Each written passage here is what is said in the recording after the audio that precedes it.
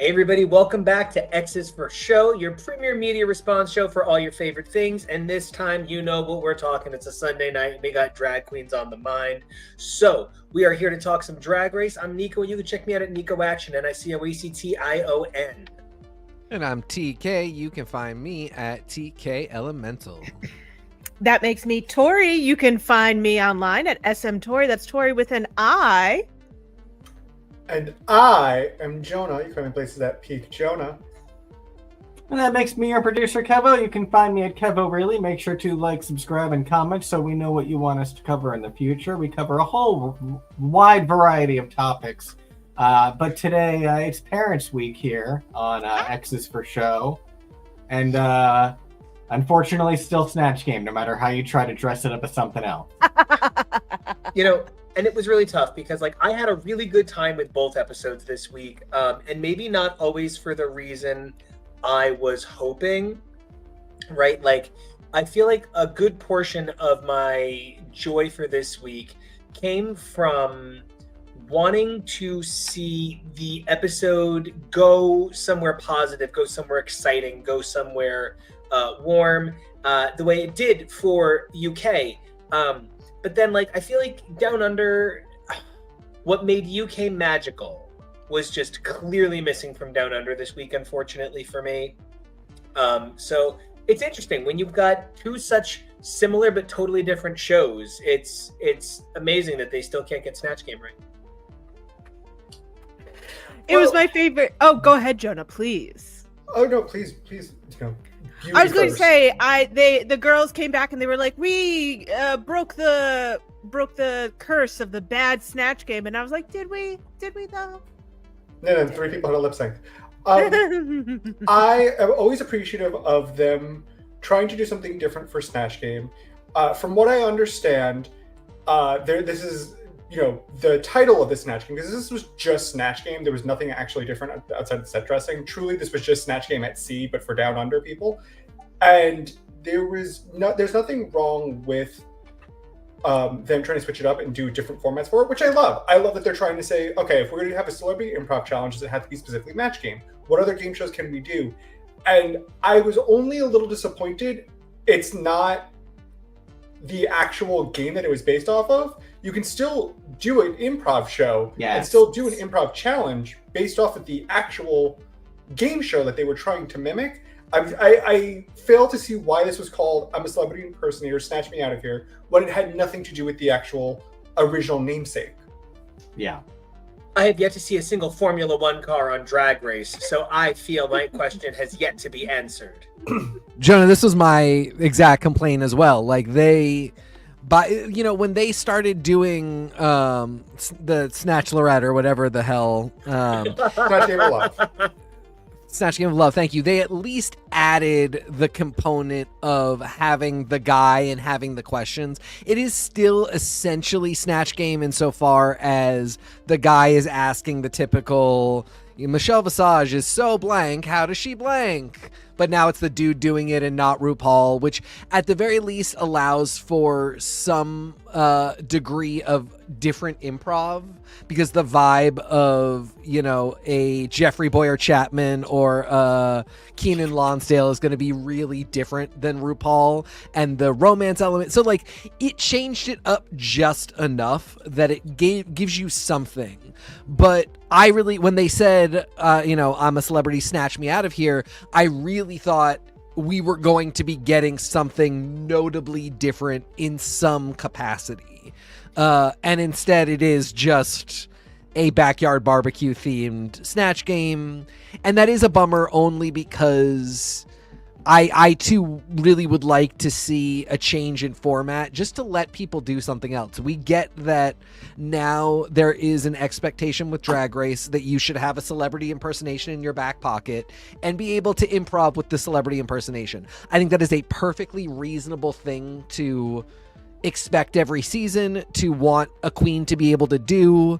That's a good skill to have.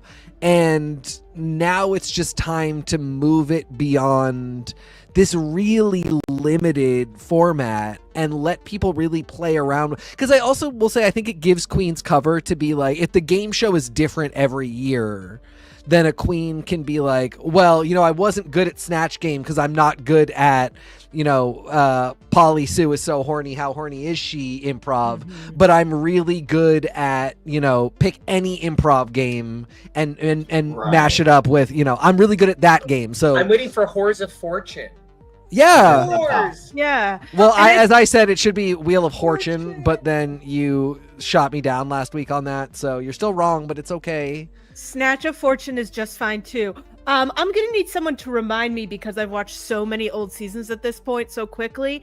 But I feel like there was a point where they were handed like two celebrities are on an island, and you get to choose which celebrity is gonna be the ones that are doing it.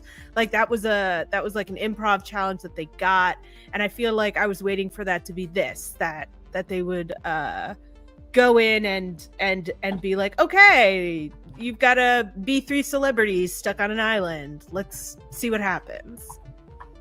And I think it has to do with the fact that like one of the things that makes Drag Race so good is that every girl's a little bit different. Like Andrew, I love your point of like Snatch Survivor, because like there are girls who come to play the game and they come to win, and they're not here to make friends. And like, that sounds silly because it's not that kind of show, but like, it actually can be that kind of show. And, Jonah is showing us Dragula. And I just want to say that like my absolute favorite human beings on that show, and I don't think there are actually any human beings on that show, but No, they're monsters. Where I'm at in season 4, the loves of my life on this show are Landon Sider, one of the greatest creatures to ever live on the planet, Sigourney Beaver, who is my whole fucking world, and the sexiest woman to ever be in drag, Madeline Hatter, the most beautiful woman ever. Oh my god. But beyond that, one of the things that a lot of people accuse people of on Dragula that you don't hear quite as much on Drag Race anymore is, bitch, you're playing the game. I know you're playing the game. You're just trying to play the game. You're playing the game. And like, you hear this go on, and thank you, Andrew. I had only meant that we're at season 4. Landon is definitely season 3 and so excellent. And I feel like with Drag Race, with Snatch Game, they try to make it so that nobody's playing the game. Like, it's almost like too fair in some ways. And I feel like there should be more gameplay. It should be a little bit more cunning. Like, and I feel like they've driven the challenges a little too middle of the road sometimes. And you see it with not actually testing real improv skills. Well, and I think part of it is as drag becomes more and more mainstream and more people want to see this show, get inspired by people online and start doing Drag Race, I do think, and this is me talking out of my no-knowledge drag ass, that the art of celebrity impersonation for drag is kind of dying with a lot of newer queens because they're not asked to do that. If you want to do drag, and I say this as, if you want to do drag and you just want to do the art form, you're not trying to make money off it, you can just do it online. You don't have to do a show. You don't have to do anything. You can just Tori do does your makeup. beautiful drag every week. We're learning. Do you know what that sparked with, though? I just read something literally the other day of a conversation people were having about how, like, there are fewer and fewer breakout characters on SNL. And I really Antonio. I mean, and so I think there is something in that of, yeah, you're seeing a lot less of that across the board in a lot of entertainment in a lot of ways. Especially because, like, as drag becomes digital and online, you're not asked to do, all right, this is the celebrity impersonation night, have your pop star, have your diva, have your 80s whatever. And even SNL is so fascinating because when they want to do their more relevant impersonations, they bring back all their cast members. Yeah. They bring people back. It's just, yeah. I wonder if the art of impersonation we're moving kind of away from it because we're not really being asked to do it anymore, especially as certain things become a little bit more online. And as the cast of Drag Race continues to get younger and younger, it does feel like it's not as prevalent to their drag narrative, and that's fine. It's just that the show specifically asked for it, but then I guess the show also has bending rules by allowing made-up characters and but also made-up backstories. I guess we can just do whatever we want at this point. I'm just doing myself for Snatch Game. I'm just gonna go out of drag and just say whatever I want. But shouldn't that make it easier in so many ways? So many queens act like it's so hard, but then you get something like the ex Mrs Claus. And I really wish Max hadn't backed down, because I would have made the cover Christmas Has Come Early with dueling Mrs Clauses. That would have been so entertaining, because you can do weird stuff like that. You're completely right. So it boggles the mind when people struggle when there's so much you can do. And this week, Michelle said a phrase a couple times that I think is really important. She kept bringing up the point of view. Your character just needed to have a point of view, and, it didn't. Jonah, you're correct insofar as, like, we are seeing people in a variety of art forms move away from celebrity impersonation, which I think is only unfortunate insofar as, like, it's a crutch. Use it, idiots. Like, the whole point is that's there for you. You're doing humor based on things people already know. Yeah, they already did them. You just have to pick them and then do them. It's not that's a gift. Like, RuPaul is giving you a gift here. You can be funny without ever having to try, like, to write jokes. You can do other stuff. Like, this is a gift. If all you are good at is putting on makeup, you get to put on a very specific kind of makeup and just repeat phrases and you'll be all set. So you should learn that skill. And similarly, like, for SNL people, Jonah, again, you're absolutely right. Like, that's another place where it's missing. And the same thing is true. Like, you should have good impersonations in your pocket, because that humor is already there. You just have to show up and do it. I mean, the funniest thing in the world for years was that Tina Fey wasn't doing anything. She was just showing up with an accent and saying, like, non-jokes. Sometimes she was literally just saying what Sarah Palin was saying. Like, there's RuPaul, at least what's that? I can see Russian from my house. RuPaul.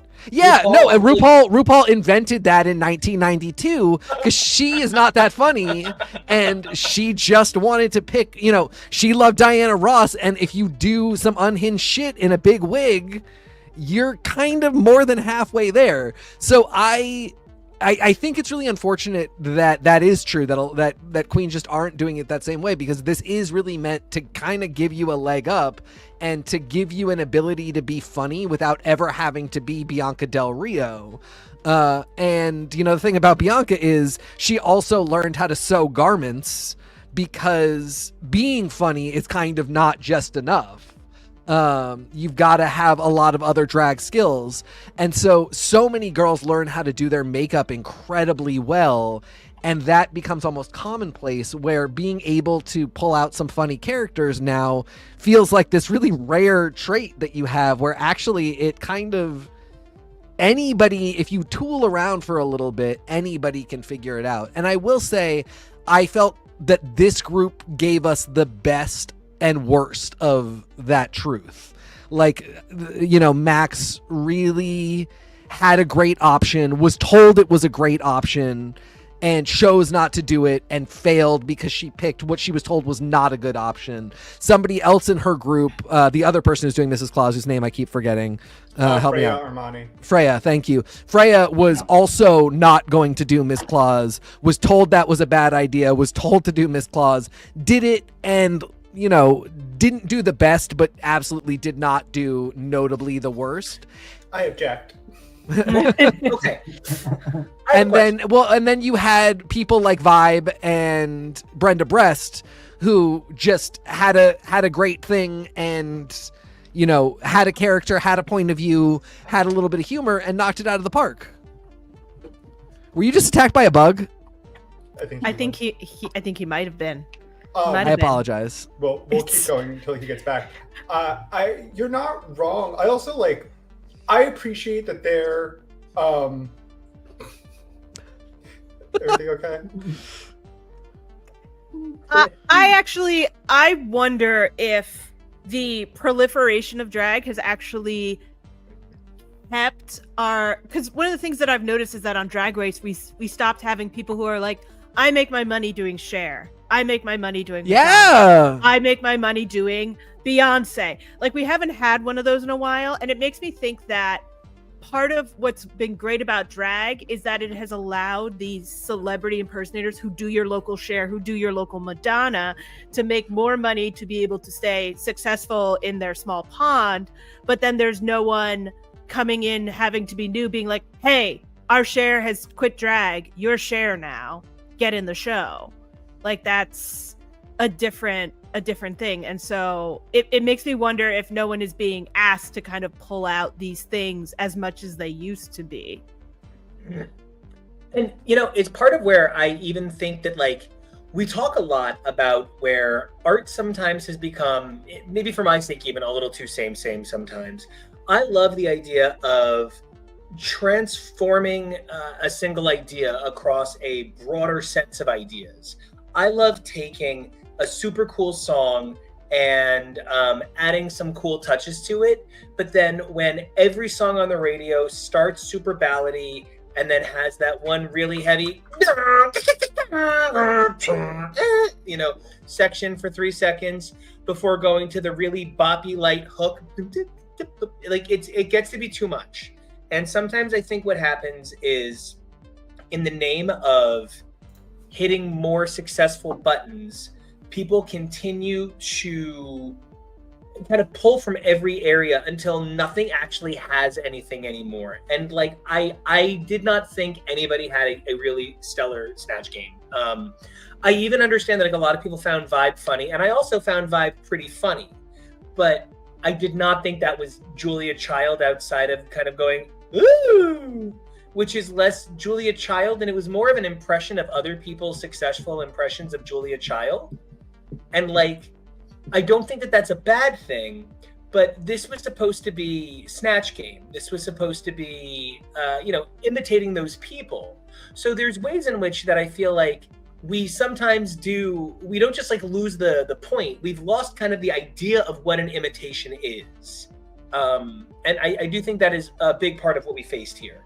Also, I am so sorry, guys. I reacted to a bug and jumped off camera like I was on fire. I am so sorry. I'm like, what is that feeling? It's a bug. And so then I leapt into the sky, and I just want to eat the sky like a cracker. And I'm so sorry, but you're all beautiful. Thank you. With full Datura Bridge. I think I have 3 small points. One, it was very weird they had to split these people up into groups of 4 and 5, but somebody pointed out that it's probably because the soundstage is too small. It's not big enough to actually have all 9 of them, so they have to split them up, which is bizarre. That's number 1. Number 2, like we said on the UK Snatch Game most recently, and we say this every Snatch Game episode, Snatch Game is hard. You're sitting there for 1 to 2 hours, you're meant to be in character, you have to say funny things that nobody else is reacting to, so you have no idea if you actually do a good job or not. So, like, we want to give props to every person who, you got on stage, you did it. Nobody, like, was really horrific. I feel like maybe the weakest performer might have been Karna. Because I don't know if doing Eddie Murphy as a drag queen doing Rasputia was the best idea. It was dressed like a Starfleet commander. What the hell was that outfit?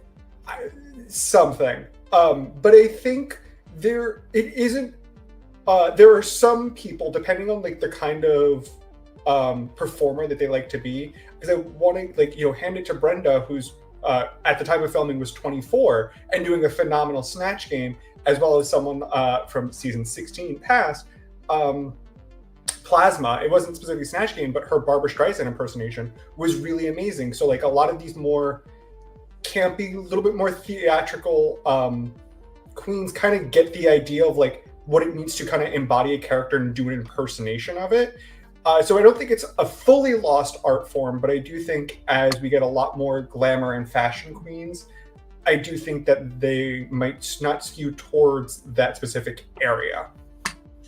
And I get that. And it's, it's even valid, but I'll just say me, I come down really hard on queens who say they've never tried to sew before this and go on to the show, because you know what you're going to be asked to do. Yes. At this point, Yup.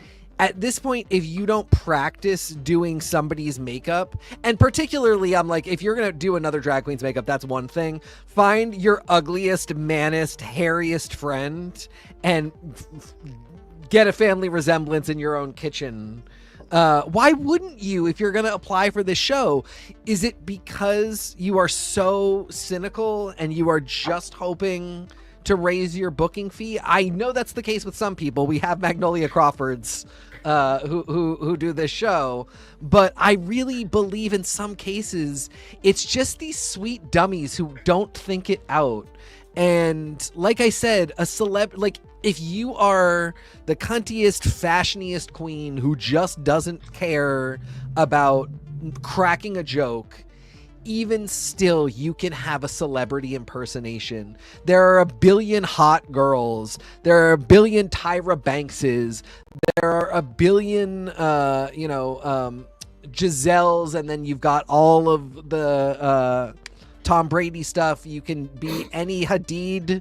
And then you've got the other Hadid sister. You've got the fact that they all have Lyme's disease.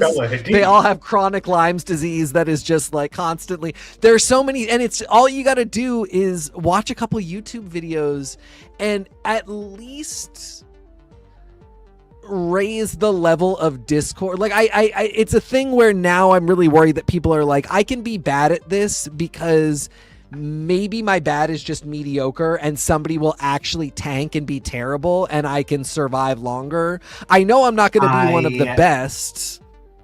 I genuinely, and that was part of the disconnect of Max's story this week, is that did seem to be what Max was hoping to coast. Yeah, and you can't coast. You should be trying. Why are you looking and to especially coast? You can if you're she was looking to coast with Mrs. Claus, and then it got complicated, but Michelle specifically was like, you guys could have fun, and the storyline already wrote itself because Freya specifically said she wanted to be Ms. Claus, the divorced wife of Santa Claus. And so like the jokes were setting themselves up already. It was all there to happen, and Max got spooked and picked the worst possible character as her backup and went with that, even though the main and that the other thing that brings me to is like, wow, they're not doing the thing of like, well, Michelle said she wanted to see it and she's God, so I have to do it. Michelle is apparently not RuPaul, and when Michelle says things, we can ignore them. I don't actually necessarily think that's the case. I just do think this was a weird note to start it out on. I'm sure other people, because other people have done it to RuPaul where they have ignored her. Famously, Gigi Good said to RuPaul, I hear your concern, but I do not share your concern, and then killed it as Maria the Robot. So like, people have done it. Max did not have that confidence about doing Reese Witherspoon. I'm sorry, she just straight up did not. And it's just a real bummer. I do think that crossing your fingers and hoping for the best when it's not your thing isn't the way to go. And it's tough to watch when you do have your Vibes and your Brenda Breasts and your Mandy Moobs who came to play and those people can also lift up your game. If you're trying hard and you're bouncing off of people who this is their thing.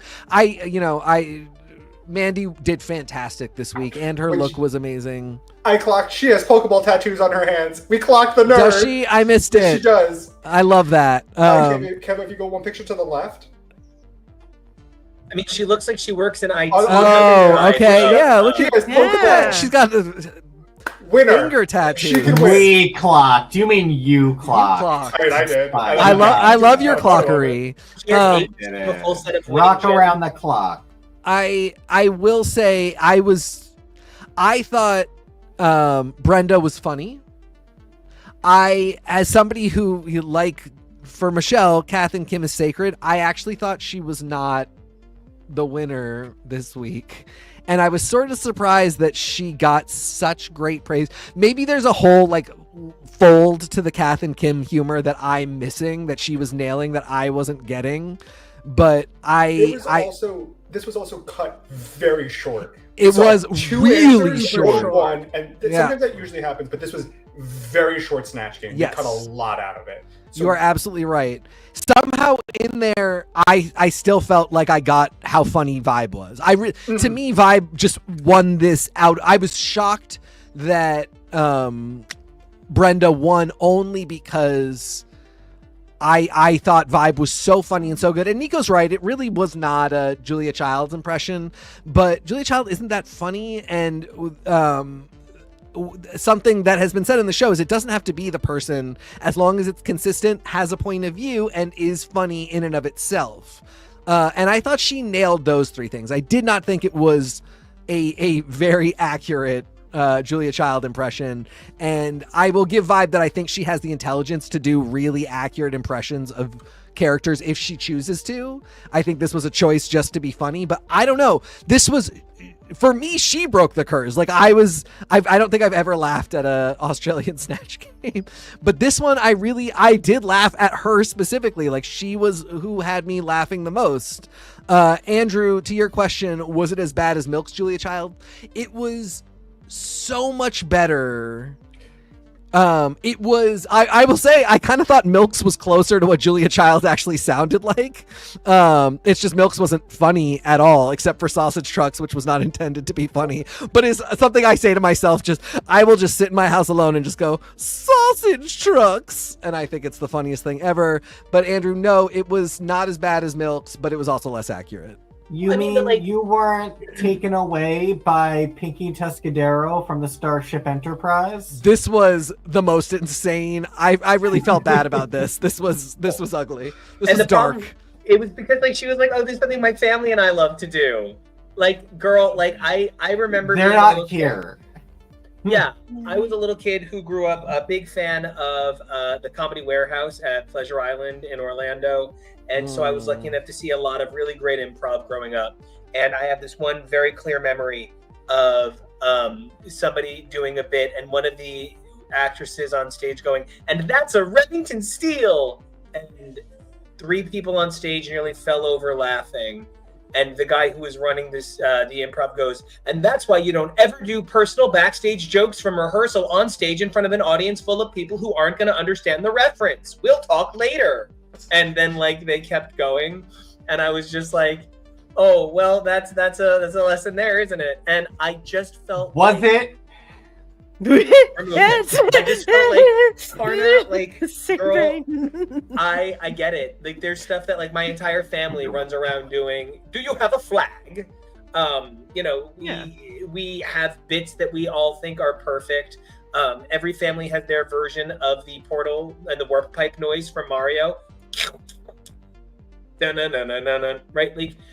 Girl, this was not the Eddie Murphy to share with the world. This was not your family's Eddie Murphy impression to share with the world. This was one of those things where it brings you joy and I'm so happy, but this did not translate. Tori, as the one of us who works in theater, Tori, I would love to get your sense of what it's like when somebody really does something from the heart. And it goes like this. I mean, I work in scripted theater, so it's a little different. But I will say, I think that there is part of what made it not miserable was how much joy she was taking from it. There was no point where I felt that she was like, I'm sinking, I'm dying. There was never that. Because I was going to ask, more or less unhinged than Relisa last week. But I think that answers my question, because Relisa was not giving good energy on top of a really awkward one. But no, she was really peppy and having a good time, and that helped keep it running smoothly, even if it was a weird choice. Yeah, definitely. I had a lot of issues with our Danny DeVito, Lindsay Lohan, but we were robbed. We were robbed of what would have been the greatest Snatch Game of all time. I've heard of Kurtzgog. You think that? Oh my God! It would not be the right move to do for Herzog. You coward! Oh my God! We were so excited. We were so excited for. We are obsessed with this deranged man and his weird derangedness, and that we did not get Lazy Susan doing Werner Herzog is just not. Well, And they if you can't were have gonna her win port- 3 episodes in a row. And if you were Right. going to portmanteau any celebrities, Werner Herzog and Lindsay Lohan would have been the way to go. Yeah. As it did the Pet Trap. I think she did this similar impression on her podcast that I listened to, and I think it was funny there. But I think similar to Trixie's impression of RuPaul, it might work better in smaller doses. And sometimes specific impersonations or like specific characterizations might just not translate to specifically Snatch Game. I don't know if it wasn't bad. I don't know if it specifically worked. I get what she was trying to do. I just feel like we have a missed opportunity. This is Yeah. scratchy voice, precocious Lindsay as a child. Who had kind of a heavy voice for a kid. Where was the Freaky Friday joke? Where was the Herbie Fully Loaded? Where was her trying to pick up kids off the street? Where was the jokes? Parent Trap? Where were the jokes? I know. I So- just Control F. I also was very fascinated because I'm always trying to track how does the runway fit into how we judge What we just did. based on the maxi. And so for all of those girls to drop into the untucked lounge afterwards and be like, these are the outfits of safe girls this week on this season, and I'm like, well, y'all also were fine at Snatch Game. Like, Snatch Game's the one challenge where I'm like, guaranteed your runway is only taking you from high to win or from bottom to safe. That's all it can do. That's all it can do. Or maybe high to safe. That's all it'll do. Yeah, if you really botch the runway, I was kind of devastated because I thought that Lazy Susan was rocking some Julie Taymor realness. Stunning. This Stunning. was one Unreal. of I had an emotional reaction for the 3rd week in a row to Lazy Susan's fucking art on that runway. And this was one of those moments where fashion or function, and I'm telling you, Mama had it all. And then you tell me that this doesn't immediately get her in the top. I needed to hear Michelle say, and listen, I like that you could put something behind you and then have it in front of you. I think that's really convenient, but I'm not sure how you'd sit on the subway, you know? And then it would cut to Okay, all right. Well, that Michelle Visage impersonation has landed you in the bottom. Please prepare to be rickrolled. Learn your words. You will be lip syncing. if I may though. Oh, it was But that's good. even the point of this whole thing. I don't think any of them ever do a dead-on good impersonation. I don't think that Julia Child was literally a better because Julia Child didn't talk like this the entire time. So me hyping up the scratchier and kind of deadpan, you know what you did. Parts of Michelle Visage's personality isn't really unusual to the impersonations these girls give. The idea of it's a legal thing. That's not just a problem for us because it's not great. It's a problem because it's become the expected standard. She described her own performance as safe. And I do think I thought I was safe. Yep. Yeah. I really think sometimes it's one thing when we LOL pick on our friends and no one picked on me. I'm not feeling defensive. But sometimes a person will come up to somebody and be like, can I do my Susie Orman impression for you? Save money. And you'd be like, that's horrific. I don't think you should do that. But I swear to God, if a queen got up there and if Jinx got up there and literally just wore the blazer and went, save money, we would think that was hysterical and it would get all the laughs and it would be amazing. And some of it just has to do with our interpretation of the humor. And I really, really, truly wonder how this would have played out with somebody else giving the hosting and maybe with a less stacked 2 little cuties doing the questioning. Max essentially just doing Elle Woods, which is at this point we're skirting the legalness of doing copywritten characters by just saying you're playing the actor. Reese Witherspoon, I don't think is inherently a funny person. Elle Woods is a funny character, but I think it's hard to make an impersonation of Elle Woods funny. If you were somebody who wasn't that good at like this form of improv, but you were a good reader. Because if watching back Legally Blonde, Elle has a very fierce tongue. And she has a sharpness to her every line, and that's like there's the head pop. It's the roll with the wrist, because the wrist is always up. Like there's like, as somebody who watched the making of the Legally Blonde musical series, like, there's an art to being Elle Woods, and the ferocity of the character is actually easy to define in a few pieces, because 11 fucking amazing, brilliant women play the role on Broadway or Broadway type stages all the fucking time. And that's not at you, that's at like, I'm agreeing with you. I feel that passionately. It's that good. Uncle Joey's wife, Laura Bell Bundy. Yes. Yeah. Absolutely. Like when she's at the party and she goes, "Thanks, I like your costume too. But when I look like a frigid bitch, I try not to look so constipated." Like that's like, if you can do like one-liners like those, I think impersonation is good. We also haven't really talked about Nikita doing Mother Nature. I don't know exactly what this was. It wasn't really a PSA. I thought she was blowing clouds at one point. I was like, Mama, that's not appropriate. She was trying to turn like pollution into cocaine. I don't know what was happening. It was real turn. She looks very pretty though. She looks beautiful. Well, and I and all of that, but this was not the Snatch Game to do this for, because where is she? Where is she? And this is in the group of 4. So it's very hard to see her. I wish she'd been in the group of 5, so it would have looked like 4 and 4. Oh my god! But instead, this looks like 3 people. I did not clock that. Your eyes are amazingly sharp. That is so funny. Thank you. Also, I didn't get Tabitha does Australian hair. I liked it though. Same. I don't know who this person is, but I thought it was kind of funny. I think she's like, I have to assume she's probably like that lady that, what's his name, used to work for in Canada.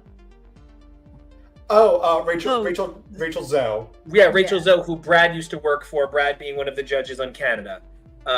That's my mom's maiden name. What if we're related? Oh my gosh, imagine. But okay, we did these out of order. We had intended to start on UK. Wait, is her name Tabitha or Tabatha? I think it's Tabitha. I think it's Tabitha, but spelled Tabatha. Yeah. Oh, terrific! Thank you. I did not realize. It's the drains and the I's turn to A's. Got it. I just think of, God rest her soul, Chichi DeVane misspelling Maya Angelou's name. Well, we had a little bit of that of, is it Julia Child or Julia Childs? And I'm just like, did your producer not help you? That actually, there is gotta be. There's a level of like sabotage where like in the UK, I really felt they should have stopped Actavia from doing Jerry Halliwell. Like, I don't mean it mean, but like a friend of mine posted, "Why would you do somebody if you don't know how to spell their last name?" For Snatch Game, and I actually had to say to myself, were they referring to Jerry or Julia? Like, which is it, Julia Childs or is it Jerry Halliwell? Like, she couldn't even say Jerry Halliwell, Actavia. So like, I don't know. There is something where like, it's no one's job to make sure the girls do a great job, but I do think on some level, maybe we could help them a little more. Producers. Yes. Also, Kitamine looking absolutely ridiculous, amazing, fantastic. Am I remembering correctly that Max's drag mom is Isis? Am I right? Yes. Okay, so we specifically don't have drag mom around for actual mom time conversations, which is an interesting coincidence, I think. I think it just happened that way, yeah. I think it did just kind of happen that way, which one, I want to commend Michelle for I don't think one of the most like very human, very like, hey, we're not on cameras for a second, like, are you actually okay to like continue the competition? Like, are you going to be okay, but is it just going to be too much for you? And like, just kind of taking the moment, talking to her about it, and like just reassuring her. Max even went on to say that like all the girls, everybody was like very supportive, very loving, like helped her kind of process enough of it to be able to continue on in the competition, and that is extremely beautiful. I am so happy to see Kita here. I am one of her biggest defenders for her season, because her season gets a lot of flack for some rightfully, some wrongful reasons. I hate that she's often deemed as the default winner when she really kind of crushed her season. And I really hope that we get to see a lot more of her. I hope she gets to be on like an all winners too. Because I truly think she deserves it out of like so many queens. That's it. That's okay. Well then, I think we had really meant to start with UK, so maybe it's a good time. Anybody got anything else for Down Under before we wrap up and go to the island that spawned it? One, congratulations to Brenda. This outfit is insane. I had to look up the reference for it. It's just so good. Two, I love that on an international season, they don't have to fear as much as to trying to pander to American audiences because Rue's not there. Michelle's a lot more open to like their culture, their like things, their comedy, all of these different like things that for them, I think that makes the season feel a lot more special. And three, hysterical three-way lip sync. We need to give it up for Max for doing a one-handed cartwheel into a beautiful split. One of the most insane moves I've ever seen. I think she's the first person on Drag Race to do that.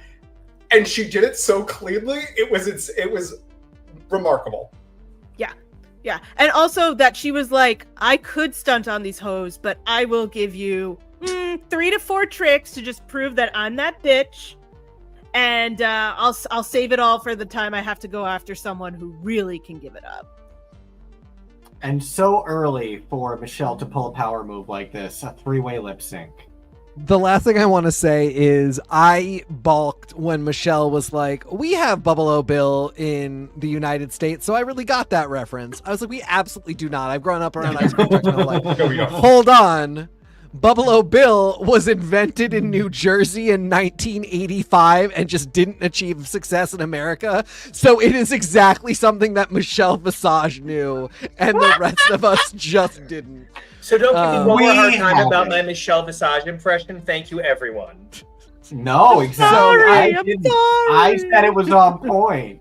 I was like, no way, fuck off, Michelle. And I went and looked it up, and yes, she absolutely recognized this from her own little baby life.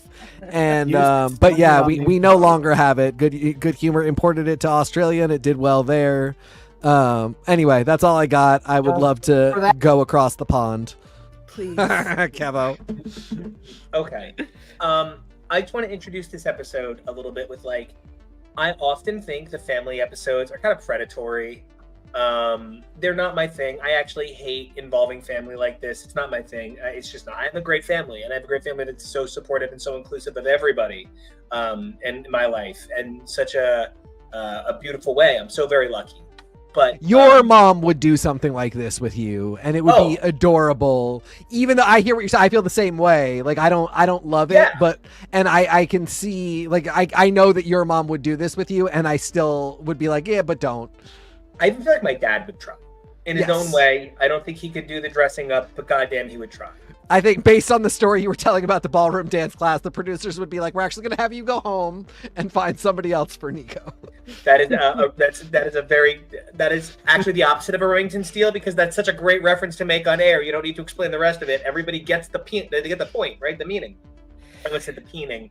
Let's not talk about my father's peening. So one of the things that I really thought was perfect about this episode, in a way that I so rarely get from these family style episodes, was I guess, for lack of a better term, if there was any kind of predatory overshare, forcing it, these families, they wanted you to hear it. It came from them. It didn't come from questions that probed in uncomfortable ways. I believe it's Richard. Is that the man's name? The way Richard was just like, no, get out of my way. That is my son. Like, Lavoie is my choice for winner of all time at the moment. But like, to see that Lavoie came from a family so loving, kind of like my own family, I just felt this was such a special episode, truly special. Agreed, 100%. I don't have as many bad feelings about the family episodes. I think it's, to see how buoyed the contestants get after this time is kind of outweighs it for me.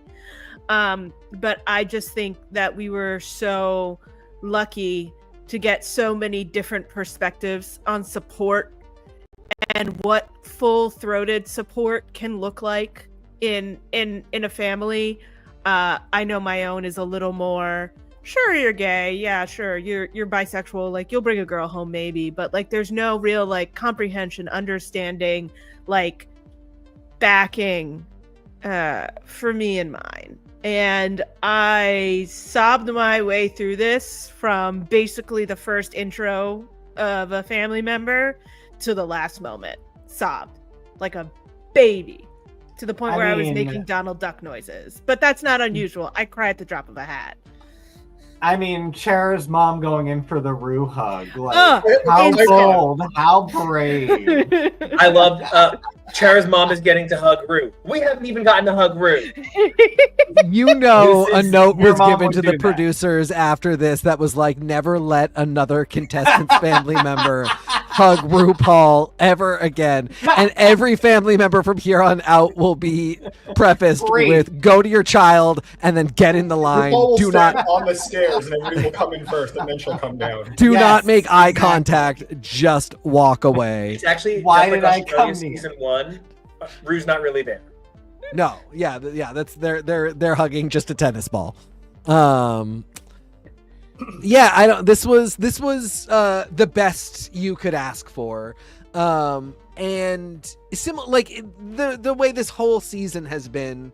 Somehow, even though it feels, if I look at it from a bird's eye view, Kyron's story about having a sexual predator dominate her life for so long feels like it came out of nowhere and was weird, but it for some reason it worked in that moment in the show and was like really important to have there, and what they showed and what she said was really great. And I feel bad because by contrast, you know, NICO and KEVO and I were talking about this as we were preparing for the show today. I just didn't feel like Max's experience of the death of her mother was edited into the show and didn't play out the same way. Like both moments felt kind of abrupt, but somehow Kyron's just absolutely works and is an important thing that we all need to hear, and it demonstrates her friendship with Lavoie that is now becoming such a huge thing. And you know, the death of Max's mother is just as important and is something we all experience loss, and often experience loss of parents, and it's such an important thing to talk about and go through. But the episode, I felt like, just fumbled the ball all the way through, because it's really kind of giving you the impression up until she says what she says that Max is just kind of a brat and she's just having trouble, and then she has this incredibly emotional moment. Then we end it and it's back to like, is she a brat? I don't know. And like even Michelle asking her if she's okay to go on, like that was really nice, but I don't know, just the way it was treated was odd. Here, all of the emotional moments, as Nico pointed out, never felt like a producer or RuPaul was like, hey, can you say something really heartfelt and emotional now? Or like, was anybody raped that you want to talk about?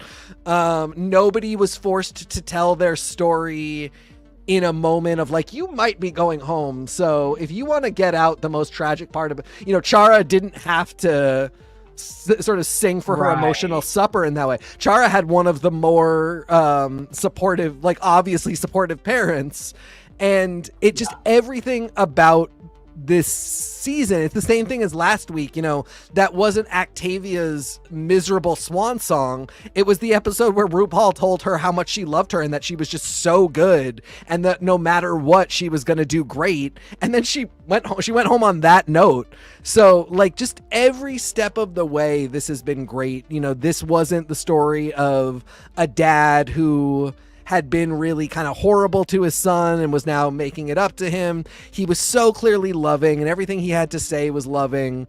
And I don't know, like just the way this all worked really punched the cynic in me in the gut in a good way, where I kept trying to poke holes in this, and I kept trying to be like, yeah, but this guy sucks, or like even these interviews with RuPaul, which cringed my ass off, not because anybody does anything wrong, including Ru. I just don't like it. I just don't want to see it. But even these, I was like, oh, man, this is really sweet and really great. And Ru's not being weird, and no parents are being weird, and nobody is saying anything horrible that we all just have to. Nobody's like, I would have voted for Trump, but I love my kid. It's all. So I don't know. I'm really glad it played out like this.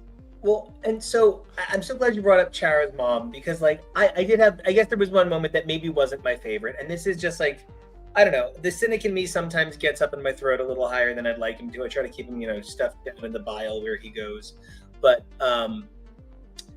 when Chara's mom was like, I saw somebody holding a sign that says God hates fags, and I went right over and said, absolutely not. It was a beautiful moment, but like, it only ever makes me sad because that moment only ever really serves to make the person feel better and maybe somebody watching feel better, but it really doesn't change the other person. Unfortunately, it doesn't really change the person you're yelling at as a rule. And I think about this one time because my mom, like you said, my mom would be on this show. And one time my mom was walking through Port Authority, and she was trying to, if you know anything about Port Authority, there's these long snaking lines for the buses, and my mom is trying to walk through one of the lines. She's not cutting the line, she's trying to get to her line, but this line is going through so long, and she's trying to walk through the line, and as she's walking past this guy goes, excuse me, and my mom is like, you're excused, I'm just trying to get over there. And he goes, this woman is cutting the line, and he looks right at my mom and he goes, it's ugly fat women like you that are why I'm gay. And my mother goes, it's because you're lucky you're gay. Being gay, my son is gay. You're an asshole because you're a horrible person. And like my mother begins yelling at this person that he is defaming gay people until the Port Authority cops come over and are like, ma'am, what do we do? How do we calm you down? And she was like, at least 10 free bus tickets and kick this man out for his homophobia. And everyone cheered. But like, it's one of those things where like this guy literally, it's so fascinating to me because the idea that, we all have those stories where I'm like, I'm actually kind of proud of my mom for not letting this guy be like, ugly women like you are why I'm gay. That's the most horrible thing you can ever say. If you are a member of the queer community, please don't ever weaponize that against people who did nothing wrong to queer people. Like, what a way to make enemies. It's not about that, but like, yeah, it's such a weird thing to do. Right. Like, and as a queer men, let's recognize our own tendencies to be misogynistic, and like let's work on that. And exactly. And I think the reason I think it's so funny, and the reason I'm bringing up that particular story in regard to this story, is like Chara's mom's story is so beautiful. And I see Andrew's comment of serious moments in the show are always coming off scripted. And I do not disbelieve that moment happened. There is no doubt in my mind that is a real thing that happened to Chara's mom in that moment, right? I don't believe for a moment that is untrue. But it's this sort of moment where like the rest of us kind of experience that every minute of every day, and we kind of come in contact with that pretty regularly. I just think that sometimes the way these moments play off, it kind of is all in the framing, because I bet you could make my mom the adorable hero of that story. But also this man was misogynistic to this woman who was simply trying to get home on a bus. And it's this really interesting thing where sometimes these stories, even if they're true, it really is about how they're captured. And I did think that maybe the way the moment was captured must have been beautiful in the room at the time. It must have been Kenny Ortega and the Newsies boys singing with the Dolphins. But it really... What did we just tell you about Remington Steele references? Somebody else. Fuck, I gotta go. It really does speak to the fact, though, that like production and editing of this show is so important, and it's I don't know if we've just been watching for too long and we've just watched too much of it, or if just weirder decisions are being made in the last, especially 5 years, where it feels a lot less seamless and a lot more like not everybody is on the same page. You know, I even think about just little moments like season 2, where it's the season 2 reunion where or it's an Untucked where Tatiana is like, I think you all just think I'm shit, and Raven says, I never said that, and then editing cuts to a super cut of Raven saying she's shit, her outfits are shit, her looks are shit, she's shit. It's so good. In fact, she and did think that. Yeah, exactly. And like there's just there have been some really memorable firing on all cylinders editing and production. It's early on in the show, but like seasons 10, 11, and 12, I can still think of moments where it's happening. Honestly, for as incredibly awkward and insane as it is, the editing out of Sherry Pie is genuinely impressive. That they managed to pull together an entire season where the like foregone winner from very early on is cut out in a way that is respectful to everybody else, does not sort of hem and haw about, oh man, if only she weren't terrible because she's so good.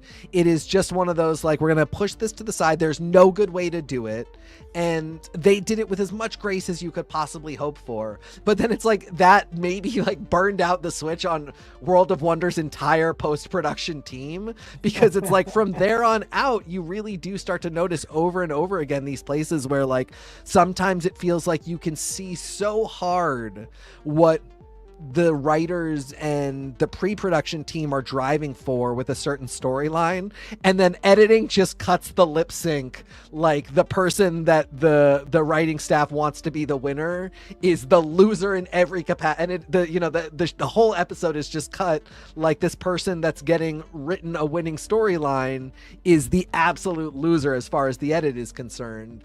And it's just really weird. So, you know, that just as you said, that moment with Chara and her mother, like that might have been something as beautiful as Richard sharing on stage how much he loves his son and how much he loved doing drag and how this is all for, you know, this was all so great. But yeah, it just played out weird. And it is perhaps because somebody didn't have the fine touch to identify how to cut that into the episode, or maybe to cut it down to like a lot less of a story. Completely unrelated note, these two are great. These two are so cute. If you had asked me to describe without ever seeing him to a police sketch artist what I believed Kyron Thrax's boyfriend to look like, that is exactly the man that I would have described. And so that was pretty amusing. But I guess you can have really long hair and be a doctor over there. I don't know. You can do whatever you want over there. I gotta say, You're at like a queer clinic. You could not convince me without real documentable evidence that Kyron has never put Richie in drag before. Either that is just a lie and like he has absolutely been in drag before and Kyron knows exactly what to do here. Or she should have won the episode because Richie looked amazing. Kyron did such an incredible job, but it did sort of feel like this was all set from the get-go. Listen, as a certified jammer for the Marmalade Nation, this was her episode. I think story-wise, it just made the most sense. I agree. Her relationship with her mother was just so beautiful and enjoyable. She recently just tweeted she was at a show and someone asked for a picture with her, and her mom leans over and goes, "You should ask me for a picture. I was just on TV." Her mom is absolutely adorable. She's in my favorite color, plaid.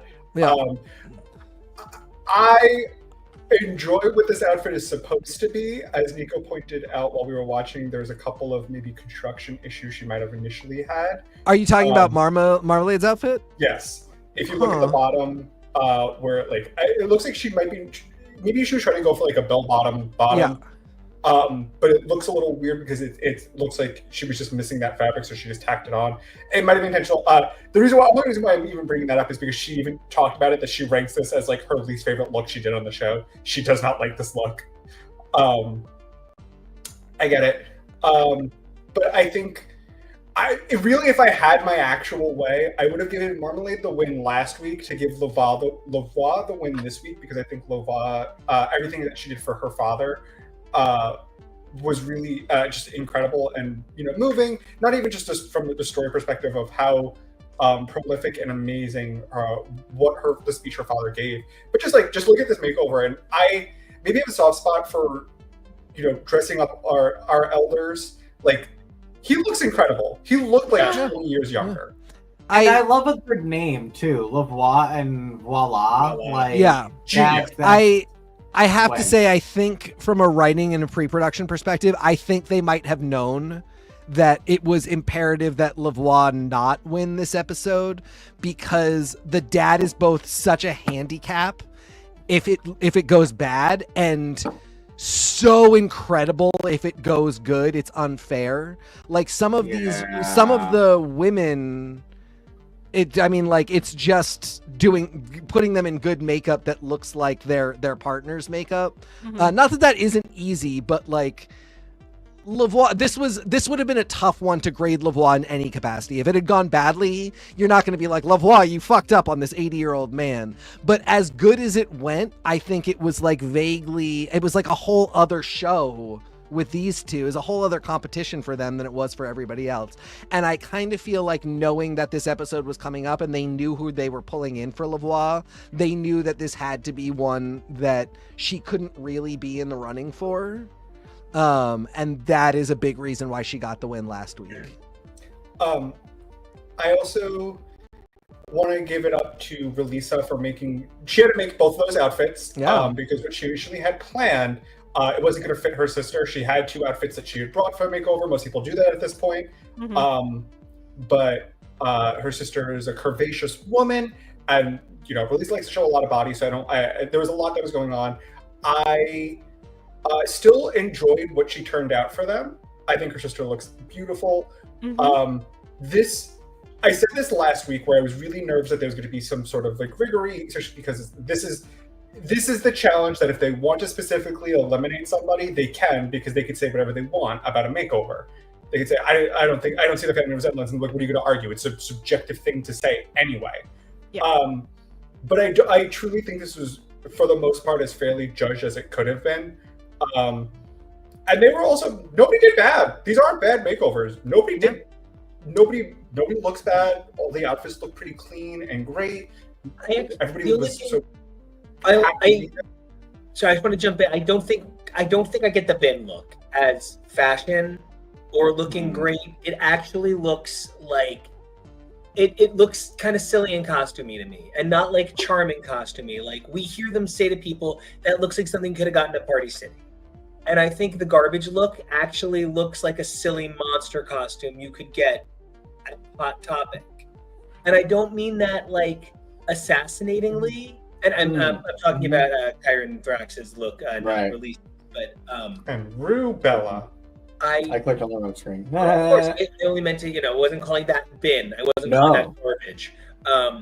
I get what it's going for. I get the Club Kid reference. I love the idea of it. But then this also then brings up my question of, isn't the brief here to put them in your drag, right? So put them in you. Is this Kyron Thrax? I would say so. I would say so.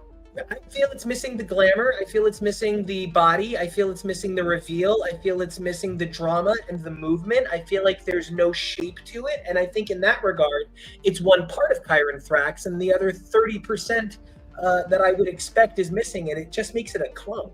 This is what I will say is, I did think they were going to come out of the bin. I thought they were going to throw off the hats and the bins and have something on under. I will give you that specific aspect of it, which might be enough to, I said I thought they should have won, but also that they shouldn't have, because I kind of feel like she's done this with Richie multiple times before and has practiced on him. But I did think we were getting, because we never see their arms. I did think at some point we were getting the full body reveal. So you are definitely right about that. I see where they were going with the concept. It's sort of it was Kyron who did the non-reveal reveal, right? Yes. Yeah, I feel like we are maybe zeroing in on a thing with Kyron, which is like, she has this concept that has a second layer, that she is not prepared for the second layer. And that might be a youth thing. That might just be a vibe thing. I don't quite, not Vibe the drag queen, just vibes in the world. That's going to make things very difficult for the next year. We're going to have to really talk about that.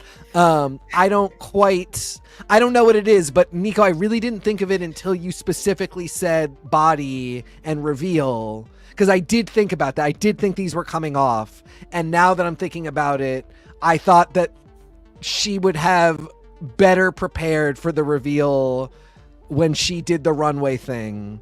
And this might be a little bit of a weak point for her, but also like a really good one to have in your life, because she keeps doing it. She keeps putting herself in positions where if she just has a slight tweak of whatever is under there so that she can do a reveal and it's really special, that ups the game, that 30% that you were saying is missing. As long as it stays edging and doesn't turn into a ruined orgasm. I guess we're gooning now. We are full goon at this moment, but I really think those dresses. we can wrap this whole session up if she just figures out. I'm so sorry, Tori. If we can just figure out what's under all of these outfits and make it something special. The best part. I do think it's on brand for Kyron. Kyron coming in, billing themselves as the bin queen, coming in a trash bag dress, drinking bin juice. This, I think, works conceptually for like the brand of Kyron. But like we see these dresses underneath, and I would have loved to have seen them on the runway. Yeah. And I think maybe that's what, like, as we were saying, I think it's would have held them back a little. The judges were very specifically goo goo gaga over it, which is fine. They piss over Kyron, and I piss over Kyron. We all piss over Kyron. But it was, I do wish they were very, I would take note, they were very kind this episode. Not that they normally aren't, especially the makeover. But I actually thought they were going to have the family go back and then give like the actual critiques. Yeah. But they didn't do that. And they kind of just, even in their deliberations, kind of like sung the praises of everybody. And it was kind of weird that we were like, oh, is this not just going to be like another top 2 episode? No, they just put 2 people in the bottom. Like if I had to pick 2 people to be the bottom, I think that they're the correct choices. It just felt that was a little just incongruous with how much praise everybody was getting for how well everybody was doing, how heartfelt this episode felt. To then be like, oh yeah, someone has to go home. And it's like, oh. What you got, Kevo? Everyone does not piss over Kyron. I don't piss over Kyron. So no, everyone does not. And frankly, if Kyron had done this on the runway, maybe I would piss over Kyron. But yeah, I do think some of the choices are what's holding Kyron back. And I do think it's stuff like the weird reveal stuff. And I do think it's stuff like not choosing to showcase this instead. Because this does look really cool. And I think doing the reveal finally would be really interesting. And it's just, I think it's not working for everyone. It's all I want to throw in. It's not a done deal as far as everyone's pissing over Kyron, that's for sure. Tori, do you have the Thrax piss? I mean, I think Kyron Thrax is great. I don't understand why Kyron Thrax equals out to Rubella in a name thing, but I'll come back to that. I really enjoyed it. I thought it was elevation of a campy, weird idea. I think that they built these dresses underneath because I think no one ever tells these girls if part of the challenge is going to be, and now you lip sync with your partner as part of the performance. And so, I mean, personally, I have gotten to the point where I'm like, if I was ever on this show, every single dress comes with a lip sync drop down, because I mean, the fact that Carna Ford got that braided rope over her hair without taking it off I was so scared for her. I was like staring at it. I was like, that hair better come off. That hair better come off. You're not going to get that thing around your neck off without it. But she did it. So I think that might be what this be. But I didn't mind it. I think they were all very strong. From the moment that they showcased who everyone was, I was like, historically, makeovers have not gone over well when there are larger women on the line brought in. And I was like, Charity's time is ticking if she doesn't pull this one out of the bag. And I was like, Marmalade is literally going to throw her mother and like down and like recreate like Hereditary or something to win this. Like, this is not going to. I was like, this is not going to be Charity. So I was like, I was 90% sure this was going to be the bottom two, barring any craziness. But I think that they still did so well. I think Charity did just fine on the lip sync. I think Relisa did just fine putting those dresses together.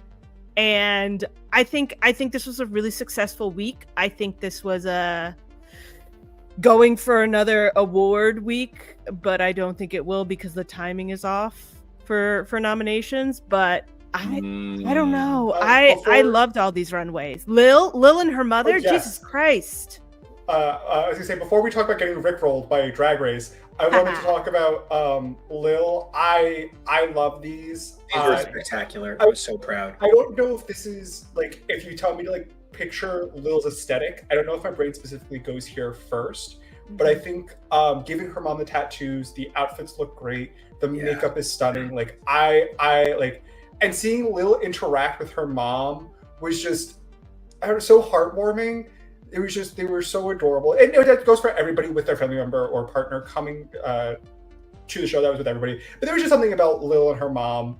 I don't know what it is about Lil, but Lil is just such a fascinating creature that like, I need more of like the B-roll of Lavoie going, all right, Lil, what's your favorite color? Okay, Lil, what's your favorite TV show? Like, I just need to know more about Lil. And I need Lavoie to just interview her to get the answers out. I love that point, and I think there's something I want to say, because I am going to say I think this actually looks a lot like Lil, and it's because I think Lil looks like, and I think this is what she's going for, and I'm so sorry if I'm insulting her, but like, I think she loves trash glamour, and I think like her whole thing is like take the most beautiful thing and give it the roughest edges, and like I just think she is so spectacular, and I think the two of them really encapsulate that here. And I think something struck me, and I can't believe it struck me for the first time. I don't think we should end with a lip sync anymore. I think it should be a lip sync on one part of the wheel, a roast on the next part of the wheel, an improv on the bottom part of the wheel, and the fourth one is judge's choice. And the person who does not wind up having to compete spins it.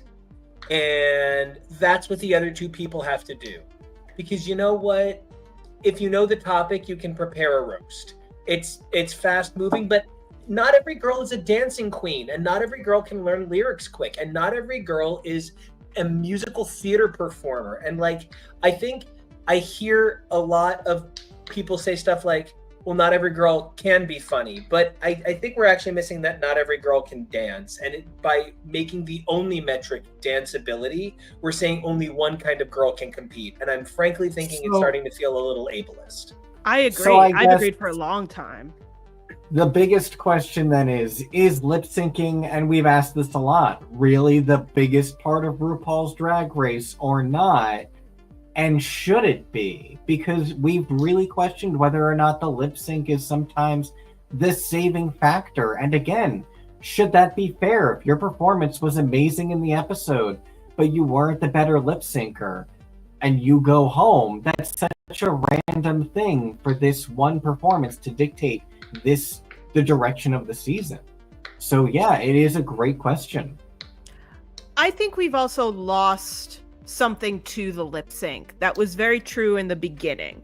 I think contestants should really hear RuPaul when she says, this is your last chance to impress me. And I think that a lot of the gals are like, I'm here to give a good performance, and RuPaul's just gonna know how good it is. And I'm like, no, you need to go out there and gut yourself on stage and push them back in and like course it up and make it happen. Just them titties. Like, just go and show her all the blood and guts and tears and sweat and everything that makes her say, wow, this kid had an off week, but I believe in her. And I feel like the girls aren't doing that anymore. They're like, I can do splits. I can do this with my knees. I can do that or the other thing. And they're like, it's just going to be a good show. Yeah. I'm great. And I appreciate that. But it also means that like, we're not going to get older queens as much anymore. We're not going to get as many girls who are like there's plenty of drag queens who are probably like, I could never win a lip sync because I'm just not that girl, who are just staying out of the game. And I think there should be, I don't want to get rid of the lip sync. I want there to be a world where we can have a show that doesn't have lip syncs. Because I think RuPaul, above all, believes in musical performability and fashion above everything. And so I think for RuPaul's show, right, but I think RuPaul's show needs to have a lip sync. Maybe when it's not a lip sync maybe somebody has to lip sync every episode, but it's not always to survive. How does Dragula make the decision? They torture them violently. Fear factor rules. They will do what is called an extermination, and essentially just doing something that's a little bit fearful. Like, I will give an example. The first extermination for season 2 was sticking needles in yourself, and they get bigger and bigger. Staple yourself, get covered in scorpions, get buried alive, get waterboarded, be forced to get a tattoo. Electrocuted. My actual favorite one is get a tattoo, which is it's like next to normal. There's so much electrocuting. My only Tori's like, not that. Small counterpoint I'd like to say is we often talk about how, and we kind of even said this episode, that when it comes to Snatch Game, when it comes to sewing, when it comes to this and or that, the only skill that Drag Race will really penalize you for not being the best at is singing. If you have a lovely voice, you got a great voice, you know what you're doing. You don't have the best voice, they're gonna auto-tune you. There's nothing outside of that one episode of season 5 where Alyssa was in the bottom because she didn't sing that well, but she was funny, so they saved her. I would say dancing. But is lip syncing and dancing not one of the skills that, because Drag Race is asking for it, that they should not say, like, if I want to go on the show, I should probably take a dance class. I should probably learn how to do a box step. Know what a box step is. I don't know what that is. Yeah, that's fun. And like perfect the art of like, what is lip sync? What is emoting? You know, I mean, part of that could just be taken in an acting class, because I think a lot of really great lip syncing is just really great acting. You're emoting the words. But I hear what you guys are saying, but is that not one of the skills that Drag Race asks for? And do we not often say, like, hey, if you're going to go on the show, you should know how to perform? Right. But that's what I'm saying, is that at its bare base minimum, RuPaul asks for 3 things: a Snatch Game, fashion, and lip syncing. Bare minimum. That's how you can get through maybe 1 or 2 episodes. Yeah, I don't know. No, I mean, I think that so with Dragula, it's horror, glamour, filth, not paying Rob Zombie. And so those are the 3 things you need to do Dragula. The 3 things you need here, I'm hearing, are humor, like, Snatch Game, some kind of impersonation, some kind of laugh, fashion, and I guess performance. And I think what I'm kind of trying to ask, and I think maybe Tori, you're with me on this, and maybe, please tell me if I've misread you, but like something I'm sort of saying is like, not every girl who performs really well in a lip sync knows how to dance. There are some girls that serve some fucking great lip syncs without one lick of rhythm.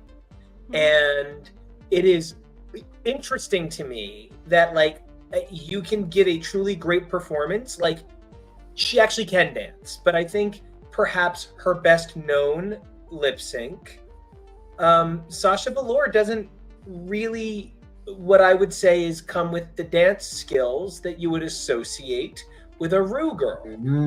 I think it's a theatrical, beautiful, moving piece of visual choreography, but I would not refer to it as the same things they would expect you to bring to a Rusical. And I think they're very different in that way. And I sort of wonder why there isn't as much room for the beautiful thing that Sasha Velour can do in that way, as much as there is for the people who Derek Barry and just do a Britney all over the stage. I don't know if Sasha Velour would have done as well on a season lip sync, because she doesn't have time to plan out what she's gonna do. I think Sasha Velour's lip syncs are amazing because there's planning, there's execution, there is an understanding of what makes a moment. But I think when you're on there, all you've got is the clothes you are wearing and the fact that they handed you an iPod, 6 weeks ago or whatever. An iPod Shuffle. Yeah. When you put it in that way, Nico, I think one of the people who I think exemplifies what you're talking about is Darian Lake. Darian Lake isn't really a dancing diva, but Darian Lake knows how to lip sync, and she truly, like, I think she lip synced 4 times on season 6 and like dominated every single lip sync she was a part of. She probably could have sent Ben home. But like, and even to bring it to season 6, Bianca's not a lip syncer. Bianca's not a dancer. She can do a couple moves. But like, if Bianca had a lip sync for her life, depending on what the song is, she might not have made it. She would have gone home instantly. But yeah. The other point is, it's not always just about who's the best dancer. And we've talked about it before, but it's specifically what Ru says. And I think, Tori, you alluded to it earlier. This is your last chance to impress me. Nothing about what RuPaul says at the end has anything to do with the actual lip sync. Dancing ability. It has nothing to do with that. It's just, impress me. Whatever that may look like, impress RuPaul. And that's something that always surprises me as well about the competitors on this show, that we haven't had, and the closest we've had in any way, I guess, to that type is Valentina, but some sort of Tracy Flick type character who has actually done like all of the deep dive research on RuPaul and knows all of the references that she would love and enjoy and actually does hone in on those. I think Willem did it too in the beginning. Willem is a piece of making come to life in a dress. It's just not hard. It feels like sometimes these girls don't even watch the show to know what kind of things RuPaul will find funny or entertaining. And when you do see a girl who does that with the jaw, yeah, Ru loves that. Good job. You watch the show. That's what happens on the show, Tamar, is Michelle hates green and RuPaul loves weird little bits. And when she wants to be impressed, you have to do what impresses her. I didn't think this was a good song, though, and I also want that said on the record as part of it. I don't think Rickroll is a good lip sync song, so that's always tough when it's a song that's not great. It's not. It's a very repetitive song. It works for like the first chorus. Here's what I think was really great about it, though. If there was ever a person that looked exactly like Rick Astley... Oh, I know. mean, like, you just really felt like the deck was stacked against Releasa, but I feel bad because it's a real Monet, Jinx, Whitney Houston moment. Well, I did really come to fall in love with Chara, and Chara for me, Chara and Dita were the two people that in the first few episodes I was like, if we lose these two early on, it will save me from losing one of the queens. It's really going to bum me out. And I feel bad saying that because Chara actually ended up really charming me and impressing me. I don't feel like she had the strongest competitive game in this show. So I was still at a point where I was kind of like, if she goes, I will now miss her a lot, and I will sort of root to see her on a Versus the World or an All Stars or something. But I get it. I get why she would be going. It just has not quite been her game. And then this song was the song, and I thought, well, if they're going to keep her, this is the song that is like for her. She is a Rick Astley type, if you will. And together forever. And for Releasa to turn it out to this song, to just like the least, the whitest, least like sexy, least like, if you're an island girl, what are you even? How do you? Where did you hear this song ever? This song was not for you. And so for her to impress RuPaul, for her to play with it and have fun and feel like this felt like a good competitive lip sync. This felt really, really solid. I didn't think Chara did badly either. But this was a really solid lip sync. And it just, to me, I was really like, okay, Releasa earned the shit out of this spot by competing on this terrible, stupid song, but a song that has something. It has a quality that a drag person who has to perform to this song can dig into. It has a point of view, as Michelle would say on Australia. And Relisa figured out both how to tap into it and how to sort of pull the song into her point of view, which is so nothing like Rick Astley's. And that's just incredibly impressive. And so for as terrible as this song is, and, you know, for as much as it is not a song that I'm particularly interested in seeing any Queen lip sync to, I'm incredibly impressed at how they rose to the challenge, both of them. Yeah. I just want to see Jinx versus Bianca on Donald O'Connor's Make 'Em Laugh. Ah! Yes, I think that's brilliant. Pay good money. Pay good money. Put that on Broadway after Jinx is done originating a role this spring. Wait, is that happening? Penzance musical. Yeah. No, the Pirates Pirates is happening. Pirates the Penzance musical with David Hyde Pierce and Jinx Monsoon. Who is Jinx Monsoon playing? The maid at the end who reveals that it's okay. He should be released. Who is David Hyde Pierce playing? Modern Major General. I think so. Yes. Yeah. Okay. Whichever one would be described as the old man, I guess. Yeah. I'm I think Charity's last great act was sending that wasp to come get Nico in the studio a year later. It traveled all the way. No, I love Charity. I'm really sad that UK doesn't do Miss Congeniality because I think that she would probably take that. It was so lovely. I'm glad she got to have a little moment with her mom at the end after she's been eliminated. This was such a lovely episode that I think I'm very shocked that World of Wonder or RuPaul's Drag Race YouTube, whichever one normally does it, hasn't put any footage of this episode up yet at all.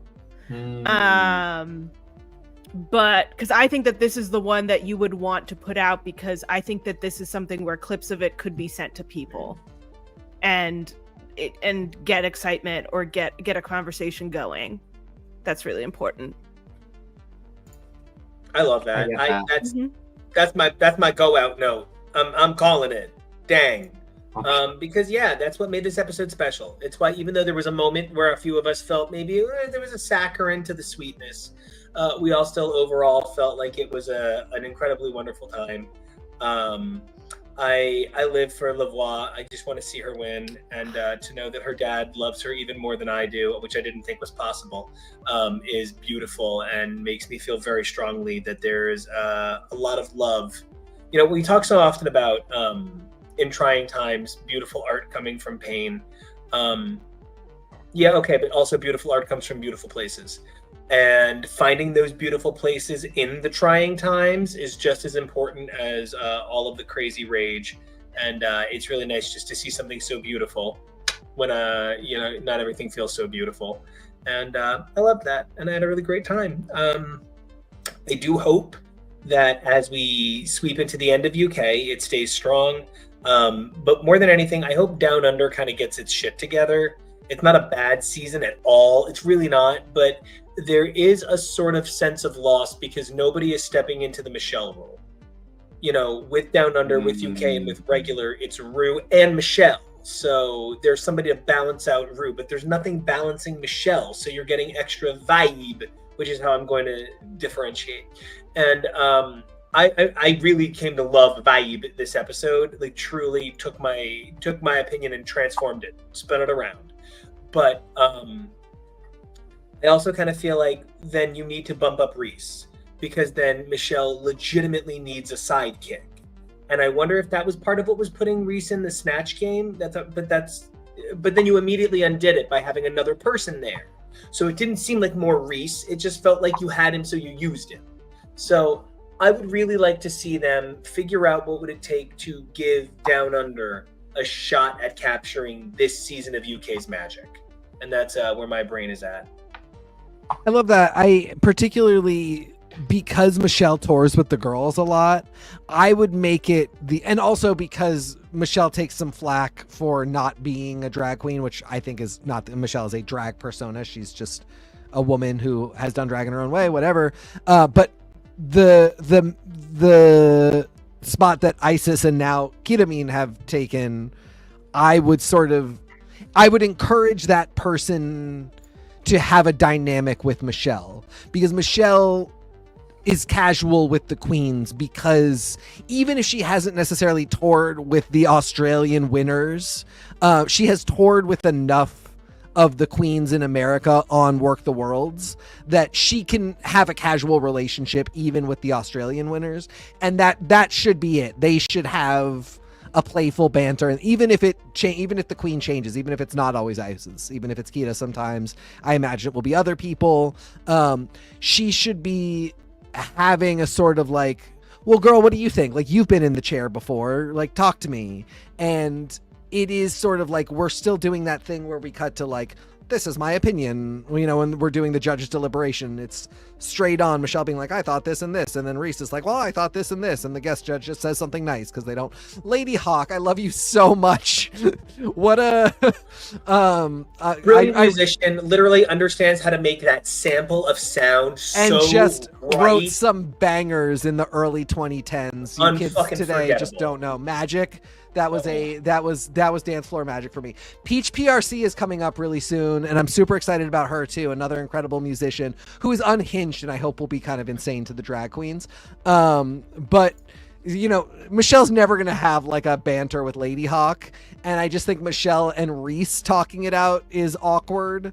But Michelle and whoever the queen that is in Michelle's seat is, I think they really could and should have a banter. I think you nailed kind of what's missing in the formula, Nico. I get that. For sure. Yep. Goes like Tori. Yes, star us in. For me, I think that this show is always going to be a little more like the vibes of Canada when it comes to how the panel works together. You could say that the charming antagonism between Brooke and Brad is similar enough-ish to the Rue and Michelle vibe, but I don't like Brad, so I want him gone as fast as possible. Yes. So yeah, I think it's gonna find its footing. I think we also have to remember we're only 3 episodes in. No. And Down Under is already kind of a redheaded stepchild, to borrow a phrase, of the franchise.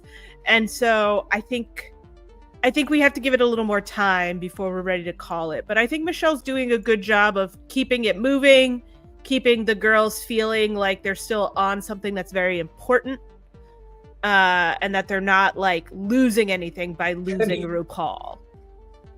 Yeah, I agree completely. Yeah. But you know, one of the other things I do want to know, Tori, that this is like a legitimate question. You've met Victoria Scone at this point, right?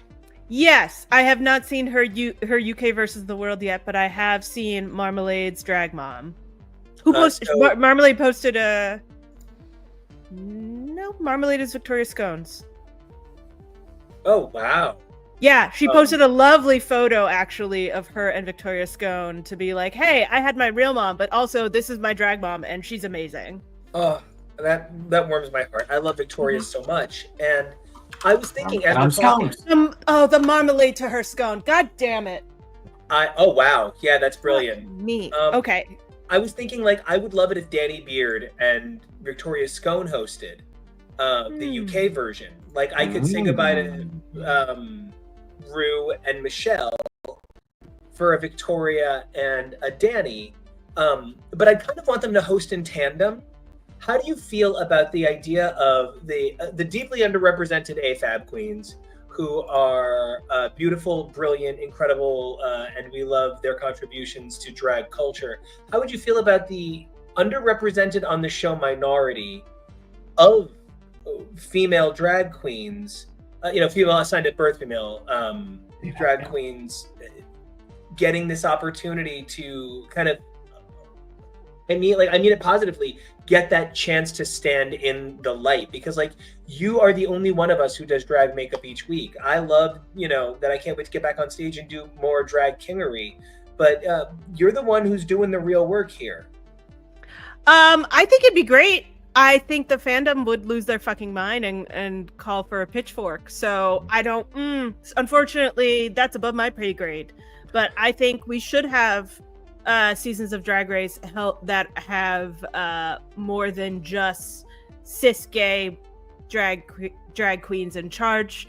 But I'm also of the opinion of where the fuck are the drag kings? Why, if you won't let them on the regular season, go make your second season, because God knows the brand can do enough. Where if they announced a drag king race, even if it didn't have RuPaul, if RuPaul was like, I can't, disgusting. I don't know how she feels.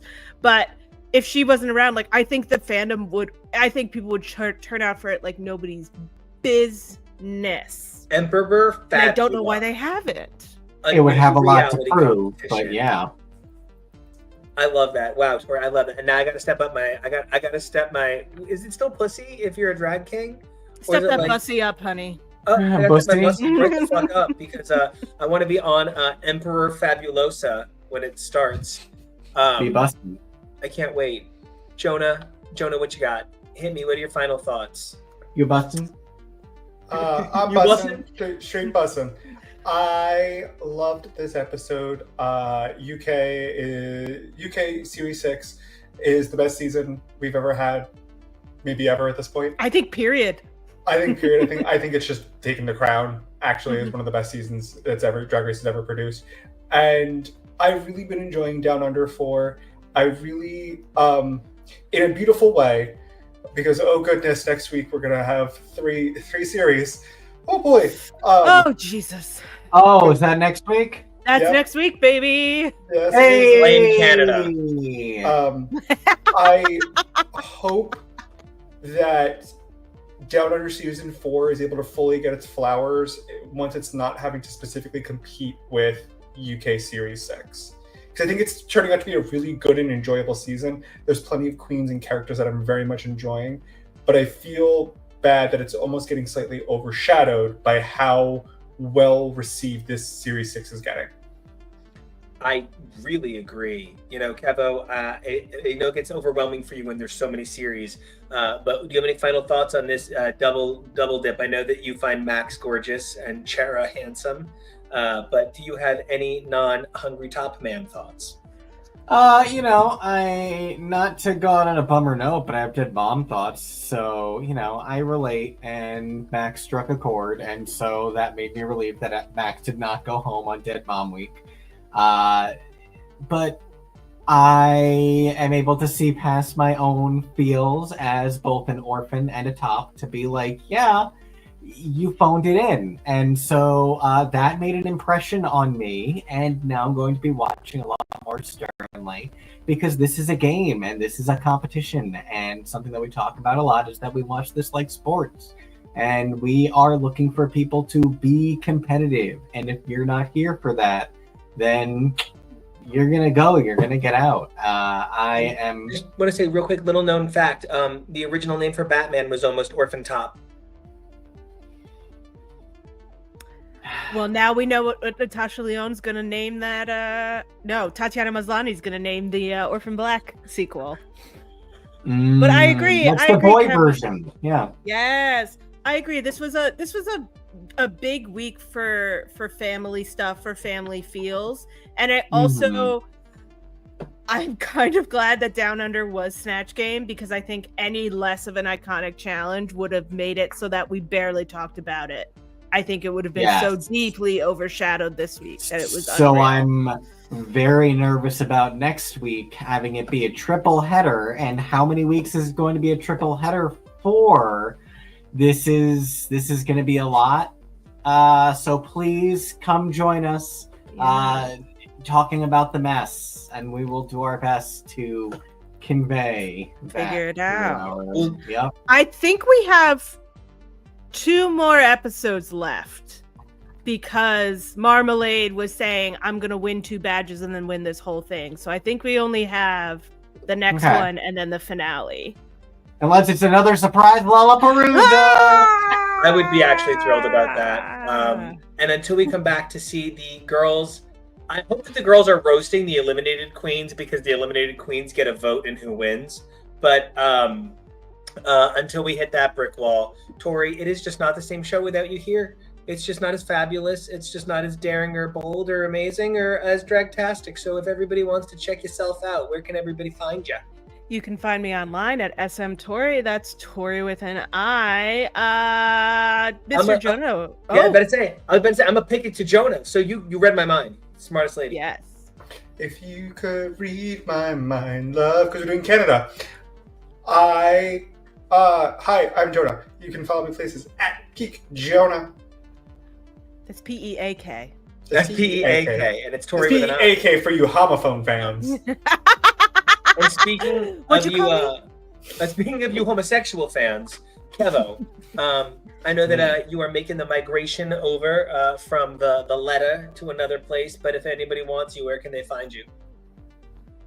Oh, yes. You can find me on socials at KEVO Really. That is across the board, thankfully. So wherever people are migrating to, whether it is Threads, whether it is Blue Skies, you can find me at KEVO Really. That's Kevoreally. It's been a long day, folks. Indeed. We traveled today. And Yeah. I don't travel well. I am fruit. Speaking of fruit, TK. Nice. Right? You're welcome. You are a homosexual. He gets to be a fruit. You and I are we are moving our social selves, and it's crazy because we can still find you at the same place. Yeah, you can still find me actually, but that's gonna change because my name is only my name because I couldn't get the one that I actually wanted on Twitter, and now I can get it on Blue Sky. So be on the lookout for that. But for now, you can find me at TK Elemental on Blue Sky most specifically. I'm also on Instagram. Technically, I am still on Twitter, but I'm gonna be pulling away from that. And Blue Sky seems like a cool place to hang out for a bit. So that's where I will be. Come find me there. I'm doing all the intro threads and all the here's 4 things to get to know me thread. So come share yours, because I have all kinds, and a lot of them I'm just cribbing from Nico anyway. So Nico, what you got? I got Nico Action Problems, NICO You can check out my music. Actually, check out my link tree where you can get all the things: my SoundCloud, my YouTube music, this YouTube, my Blue Sky, Nico Action, NICOACTION. And we love you guys here. Please like, comment, and subscribe all over this YouTube business. We love it here on YouTube. It's less bad. And so then that's 3 things you guys can do for us, but 3 things you guys need to do for yourselves. Number 1, we need you to stay safe. It is a crazy, spooky, wild world out there. That's number 1. Number 2, we need you guys to be brave because we think you're amazing, and we want to keep seeing you be you no matter what. And then number 3, evolve daily, because who you were yesterday, oh, shut up. Okay. Yes, who you were yesterday, incredible. Who you are today, amazing. And who you are tomorrow, we can't wait. I just want to say, Andrew, thank you so much. Thank you so much for saying that. I'm just going to put it out there. Yes, I did drop 2 Christmas EPs yesterday. Warm Red, kind of more like high energy bops, and then Chill Blue, a little bit more relaxed. You can check those out on SoundCloud, and soon you can check them out on YouTube Music. Jeez, Andrew, you're so cute. Thank you. We're getting in the season, y'all. But Kevo, we ready to roll this bad mamma jamma out? Yes.